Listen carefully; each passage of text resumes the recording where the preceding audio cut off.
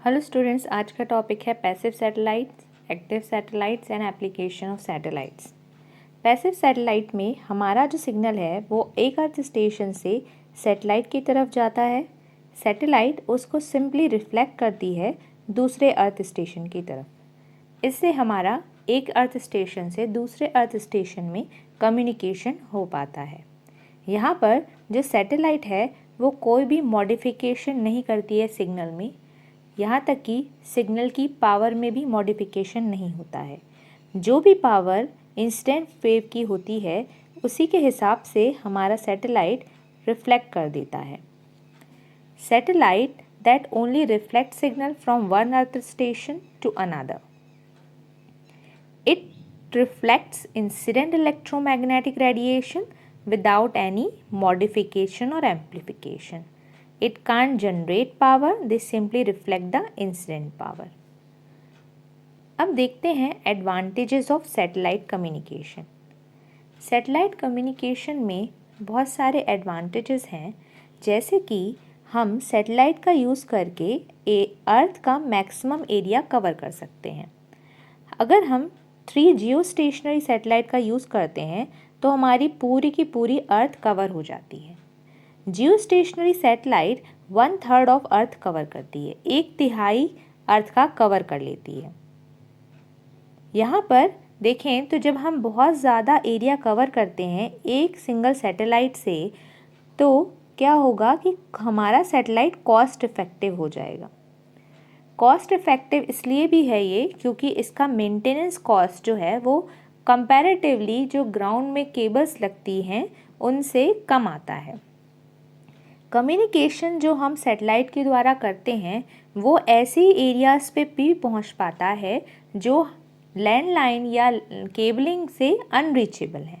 Cabling द्वारा हमें अगर वहां नहीं पहुंचा जा सकता, बट सैटेलाइट्स के द्वारा हम वहां पर पहुंच सकते हैं। सैटेलाइट कम्युनिकेशन जो है लास्ट माइल प्रॉब्लम भी सॉल्व करता है। लास्ट माइल प्रॉब्लम से मतलब है कि ऐसा एरिया जहाँ पे कनेक्टिविटी आपकी ख़त्म हो जाती है केबल द्वारा, और उसके बाद भी उस एरिया के बाद भी अगर आपका ऐसा कोई एरिया है जहाँ से आपका सिग्नल पहुँचना बहुत ही मुश्किल है, उस एरिया को भी हमारा सैटेलाइट जो है कवर कर लेता है। यहाँ पर हम लोग बैंडविड्थ जो है वो क्विक सेटअप होता है। बैंडविड्थ अगर आपको चेंज करनी है तो सैटेलाइट में इजीली हम चेंज कर पाते हैं। सैटेलाइट हमारे डिज़ास्टर और डिफेंस में भी काम आता है। जब दूसरे कम्युनिकेशन सिस्टम ख़राब हो जाते हैं, जैसे डिज़ास्टर आता है, सुनामी आती है, तो बहुत सारे एरिया अफेक्ट होते हैं, बहुत सारे टावर टूट जाते हैं, बहुत ज़्यादा लॉस होता है। बट क्योंकि सैटेलाइट ग्राउंड के एनवायरनमेंट से बिल्कुल अलग है, वो स्पेस में है, तो अर्थ एटमॉस्फेयर में जो भी हलचल होगी उससे हमारे स्पेस के सैटेलाइट पे कोई भी फ़र्क नहीं पड़ता है।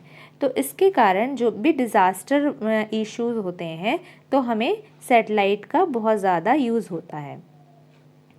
अब नेक्स्ट है डिफेंस के लिए। अगर हमारे यहाँ पे हमें कुछ बहुत ज़्यादा स्पाइंग एक्टिविटीज़ को देखना है या ऐसी एक्टिविटीज़ को देखना है जो हमारे लिए बेनिफिशियल है, सो उस तरीके से भी हमें मिलिट्री और डिफेंस में सैटेलाइट का यूज़ करना पड़ता है।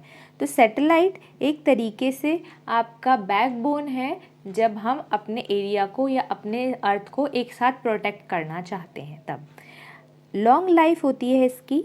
सैटेलाइट्स जो होते हैं वो 12 से 20 साल तक हमारे स्पेस में बिना कोई मेंटेनेंस के आराम से रह सकते हैं। सैटेलाइट जो है अगर आपने एक बार सेटअप कर दिया तो उसकी कॉस्ट ज़्यादा होती है, बट जब आप सेटअप करने के बाद जो उसका मेंटेनेंस कॉस्ट है वो बहुत ही कम होता है। हमारे पैसिव सैटेलाइट्स के कुछ डिसएडवांटेजेस हैं। पैसिव सैटेलाइट्स, क्योंकि सैटेलाइट कोई मॉडिफिकेशन नहीं कर रहा है, कोई पावर इनपुट नहीं दे रहा है एटमॉस्फेयर में, यहाँ से कोई आपको पावर इनपुट नहीं मिल रहा है। सो जो भी पावर है आपको ग्राउंड से ही देनी पड़ेगी। जब ग्राउंड पे पावर देनी पड़ेगी तो ग्राउंड या अर्थ स्टेशन पे बहुत ज़्यादा लोड आ जाएगा। अर्थ स्टेशन को बहुत ज़्यादा हाई पावर की ज़रूरत पड़ेगी, तभी वो ऐसा सिग्नल बना पाएगा या ऐसा सिग्नल सेंड कर पाएगा जो रिफ्लेक्ट करके वापस भी आए। ऐसा सिग्नल उससे बनाना होगा कि इतनी पावर का कि वो जाए और वापस भी आए। यहाँ पर अगर हमें इतना बड़ा सेटअप करना है अर्थ स्टेशन में, और लार्ज अर्थ स्टेशन सेटअप करना पड़ेगा, क्योंकि आपको ट्रैकिंग फैसिलिटीज़ भी बहुत ज़्यादा अर्थ स्टेशन में देनी होंगी और आपको बहुत ज़्यादा एक्सपेंसिव हाई पावर सिस्टम भी लगाना होगा। सो ये एक बहुत बड़ा डिसएडवांटेजेस है जो कि पैसिव सैटेलाइट्स में हमें अर्थ स्टेशन में बहुत ज़्यादा एक्सपेंसिव जो खर्चा होगा वो अर्थ स्टेशन में होगा। नेक्स्ट है require large number of passive satellites. हमें अगर कवर करना है अर्थ को तो हमें बहुत सारे यूज़र्स को, सिस्टम को एक साथ हैंडल करना है। बहुत सारे यूज़र्स को जब हम हैंडल करेंगे तो अब उसके लिए हमें लार्ज पैसिव सैटेलाइट्स की ज़रूरत पड़ेगी। अब ये सैटेलाइट जो है पैसिव है, इसका खुद का पावर सेटअप नहीं है, इसका खुद का मॉडिफिकेशन एम्प्लीफिकेशन सेटअप नहीं है, इसीलिए इसे ग्राउंड स्टेशन से कंट्रोल करना होगा। जब हमें इसे ग्राउंड स्टेशन से कंट्रोल करना होगा सो यहाँ पर बहुत ज़्यादा पॉसिबिलिटी है कि हम कंट्रोलिंग इतनी अच्छी नहीं कर पाएँ।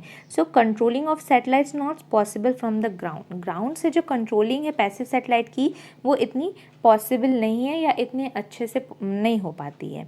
यहाँ पर लार्ज एटीन्यूएशन भी होता है, क्योंकि हमारा जो सिग्नल है वो जितना भी पावर हम ग्राउंड में सेटअप करते हैं, जितना भी पावर हम ट्रांसमिट करते हैं सिग्नल के द्वारा, वो उतना ही पावर उसके पास रहता है और रिफ्लेक्ट होकर उससे वापस आना होता है।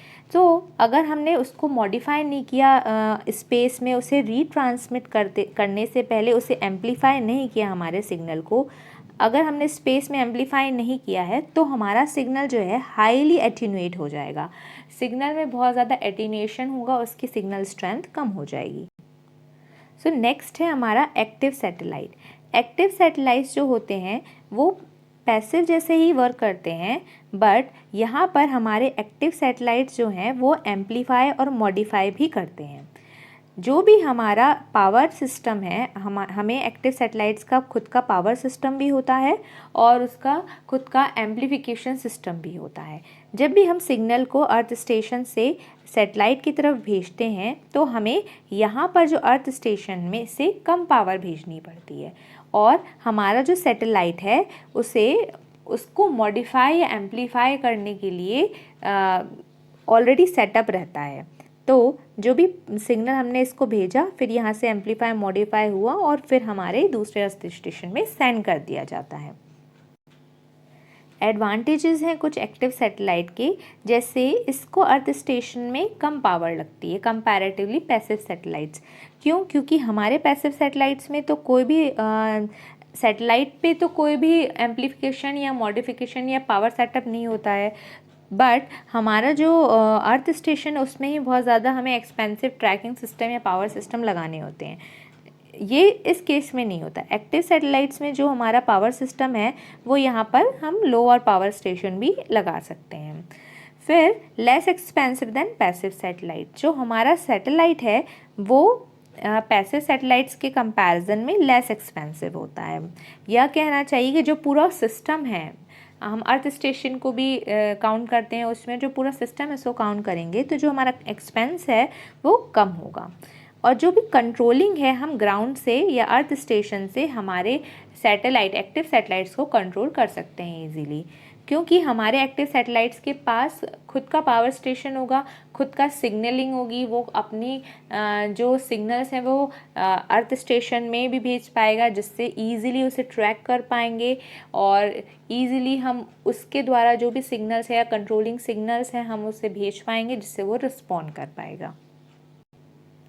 एक्टिव सैटेलाइट्स के भी कुछ डिसएडवांटेजेस हैं, जैसे कि हमें जो सिस्टम चाहिए वो उसमें कुछ ज़्यादा परफेक्शनिस्ट डिज़ाइन चाहिए, जिसके कारण हम जो सिग्नल की ट्रैकिंग है या सैटेलाइट की ट्रैकिंग है वो इजीली कर पाएँ। तो हाईली रिलायबल डिज़ाइन चाहिए होगी हमें, ताकि कम्युनिकेशन जो है अर्थ स्टेशन और हमारे सैटेलाइट के बीच बना रहे। Requirements of on board power supply. हमें सैटेलाइट में भी पावर सप्लाई की ज़रूरत होगी, तो इसलिए हमें ऐसा सेटअप भेजना होगा जो वहाँ पे भी पावर सेट करे या पावर बढ़ाए या जनरेट करे। Requirements of larger powerful rockets launch heavy satellite in the orbit. तो यहाँ पर हमें क्या करना है, क्योंकि हमारा जो सैटेलाइट है वो एम्प्लीफिकेशन सिस्टम उसमें ऐड होगा, उसमें पावर सिस्टम ऐड होगा। तो यहाँ पर काफ़ी कुछ थोड़ा ये कह सकते हैं कि पैसिव सैटेलाइट के कंपैरिजन में एक्टिव सैटेलाइट्स पे थोड़ा लोड ज़्यादा हो। एप्लीकेशन ऑफ सैटेलाइट में फर्स्ट है हमारा वेदर फॉरकास्टिंग। वेदर फॉरकास्टिंग के लिए सैटेलाइट जो है और विजिबल लाइट का यूज़ करके सैटेलाइट जो है अर्थ की काफ़ी पिक्चर्स डिलीवर करता है, और यहाँ पर फिटिंग स्पेशल इंस्ट्रूमेंट्स और पावरफुल कैमराज यूज़ करके सैटेलाइट जो है अर्थ के क्लाइमेट फैक्टर्स को मॉनिटर करता है।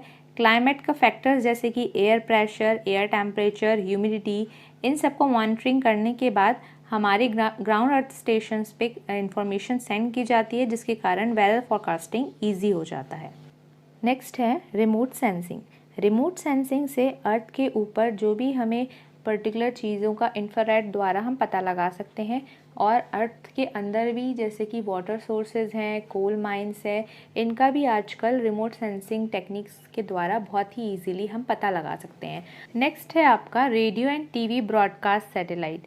Radio and TV broadcast satellite का यूज़ हम लोग बहुत सारे हंड्रेड्स ऑफ टीवी चैनल्स या रेडियो प्रोग्राम्स हम सैटेलाइट के द्वारा यूज़ कर पा रहे हैं। नेक्स्ट है आपका मिलिट्री सैटेलाइट्स। मिलिट्री सैटेलाइट्स का ज़्यादातर हम लोग यूज़ ऐसे करते हैं कि हमारी जो कम्युनिकेशन या बहुत ही सीक्रेट इन्फॉर्मेशन है दुश्मनों तक ना पहुंच पाए, या वो हमारी इन्फॉर्मेशन को हैक नहीं कर पाए, या हमारी जो मेन इन्फॉर्मेशन है लीक ना हो जाए, इसलिए जो मिलिट्री सैटेलाइट्स हैं वो बेस्ट ऑप्शंस है ताकि हम अपनी कंट्रीज़ को सेफ रख पाएँ। नेक्स्ट है आपका सैटेलाइट फॉर नेविगेशन। पहले समय में मिलिट्री पर्पस के लिए ही नेविगेशन यूज़ होता था, बट अब हर किसी के द्वारा जीपीएस का यूज़ किया जाता है। जीपीएस का यूज़ करके हम चोरी की गतिविधियों का भी पता लगा सकते हैं। हम उसमें अपने ट्रक्स में भी उसे इंस्टॉल कर सकते हैं जीपीएस रिसीवर। हमारी जो भी मूविंग ऑब्जेक्ट्स हैं उसे भी हम अच्छे से ट्रैक कर पाते हैं जीपीएस का यूज़ करके। नेक्स्ट है ग्लोबल टेलीफोन बैकबोन्स। यहाँ पर हम इंटरनेशनली कनेक्टिविटी प्रोवाइड करते हैं, और सैटेलाइट का यूज़ करके हम बहुत लॉन्ग डिस्टेंस कम्युनिकेशन कर पाते हैं। नेक्स्ट है आपका कनेक्शन फॉर रिमोट और डेवलपिंग एरियाज़। ऐसे एरियाज़ जहाँ पे इंटरनेट कनेक्टिविटी ईजिली या डायरेक्ट कनेक्शन से नहीं पहुँच पाती है, वहाँ पे सैटेलाइट एक बेस्ट ऑप्शन है। नेक्स्ट है आपका ग्लोबल मोबाइल कम्युनिकेशन। इसमें जो सैटेलाइट्स हैं वो जीएसएम की रेंज के बाहर जो भी एरियाज़ है उसको भी कवर अप करता है और वहाँ पे भी कम्युनिकेशन पहुँचाता है। Thank you all of you. Please like, share and subscribe my channel.